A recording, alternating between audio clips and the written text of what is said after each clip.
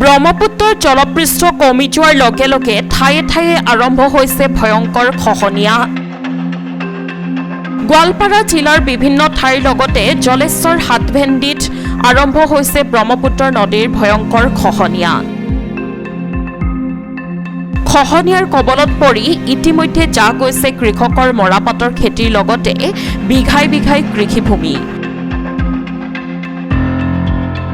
গৰাখহনীয়া প্ৰতিৰোধৰ বাবে আজিলৈও চৰকাৰে তথা স্থানীয় বিধায়কে কোনো ব্যৱস্থা গ্ৰহণ নকৰাৰ অভিযোগ স্থানীয় ৰাইজৰ।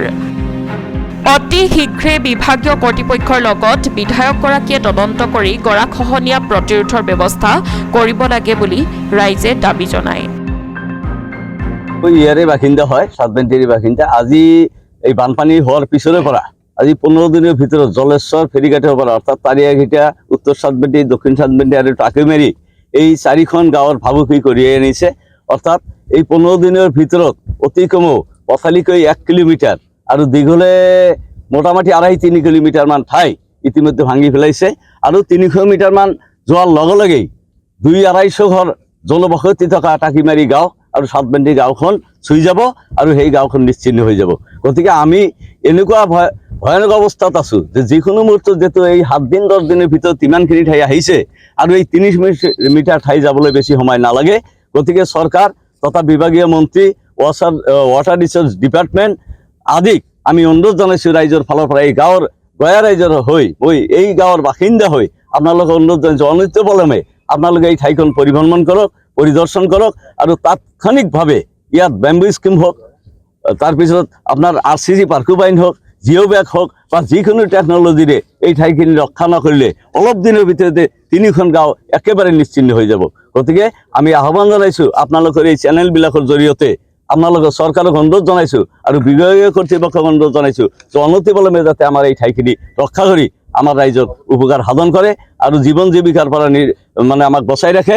আৰু এই অঞ্চলৰ আপোনালোকে মৰাপাটবিলাক চাইছে, ইতিমধ্যে এইবিলাক নদীত যা গৈছে। গতিকে ইয়াৰ পৰা পৰিত্ৰাণ পাবলৈ আপোনালোকে আগবাঢ়ি আহক আৰু আমাৰ ঠাইখিনি ৰক্ষা কৰক। এতিয়া চাওক, বানপানী যেতিয়া হৈছিল, বানপানী হোৱাৰ সময়ত আমি জলেশ্বৰ সমষ্টিৰ নৈপৰীয়া অঞ্চলবিলাক পৰিভ্ৰমণ কৰিছিলোঁ আৰু এছেছমেণ্ট এটা কৰিছিলোঁ। কিন্তু দুখৰ বিষয় হ'ল, যেতিয়া বানপানী কমি আছে, কমি থকাৰ সময়খিনিত বিশেষকৈ তাৰিয়াৰবিটা, জলেশ্বৰ, পহুৰু, বহু বজাৰ আৰু যিবিলাক সাতবেন্তি, বিশেষকৈ উত্তৰ সাতবেন্তি, দক্ষিণ সাতবেন্তি যি আছে, চবতকৈ কথাটো হ'ল কি, পশ্চিম গোৱালপাৰা সমষ্টিৰ লাষ্ট সীমা এইটো। এই লাষ্ট সীমাৰ যিটো টাকিমাৰী অঞ্চল, টাকিমাৰী গাঁও, সেই গাঁওখন যাবলৈ আৰু 300 মিটাৰহে দক্ষিণ ফালে আছে। কিন্তু 15 দিন আগত আমি যেতিয়া আহিছিলোঁ জলেশ্বৰ সমষ্টি উন্নয়ন কমিটিৰ এটা সজতি দল, তেতিয়া কিন্তু আমি ইয়াত খাৰা হোৱা নাছিলোঁ। যি জেগাত খাৰা হৈ আছোঁ ইয়াৰ পৰা কমেও 1 কিলোমিটাৰ উত্তৰতহে আমি খাৰা হ'ব পাৰিছিলোঁ, কাৰণ ব্ৰহ্মপুত্ৰ নদীখন সেইফালে আছিল। কিন্তু দুখৰ বিষয়, হঠাৎ কিয় নদীয়ে তাৰ কোৰ্চটো বদলাই দিলে, ইমান সোনকালে আহি গ'ল।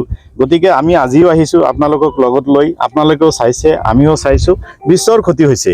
আৰু যিখিনি ক্ষতি হৈছে চৰকাৰে যদি ইয়াৰ মিজাৰ নলয়, তেতিয়াহ'লে আগন্তুক দিনত আৰু যে সেই দক্ষিণ ফালে থকা টাকিমাৰী গাঁওখন একেবাৰে উঠি নাযাব তাৰ কোনো নিশ্চয়তা নাই।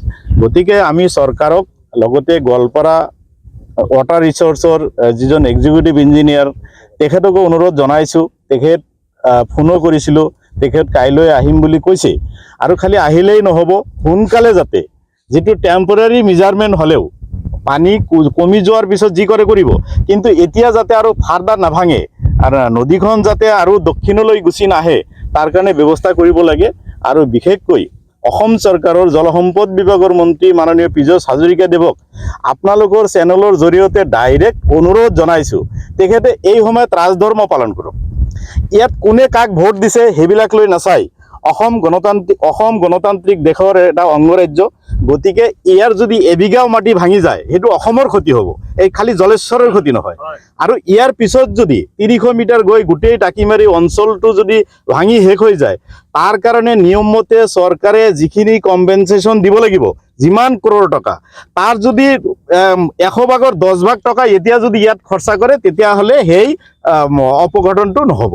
গতিকে আমি আহ্বান জনাইছোঁ গোৱালপাৰা আয়ুক্ত মহোদয়কো, জিলা আয়ুক্ত মহোদয়কো আহ্বান জনাইছোঁ, তেখেতে লাগিলে এডিসি বা লক্ষীপুৰৰ চাৰ্কেল অফিচাৰ মহোদয়ক পঠিয়াই দি আমি কোৱা কথাখিনিৰ সত্যাসত্য নিৰূপণ কৰি সোনকালে ইয়াৰ প্ৰটেকশ্যনৰ ব্যৱস্থা কৰিব লাগে। এইখিনি জলেশ্বৰবাসীৰ দাবী, এইখিনি জলেশ্বৰ সমষ্টি উন্নয়ন কমিটিৰ দাবী।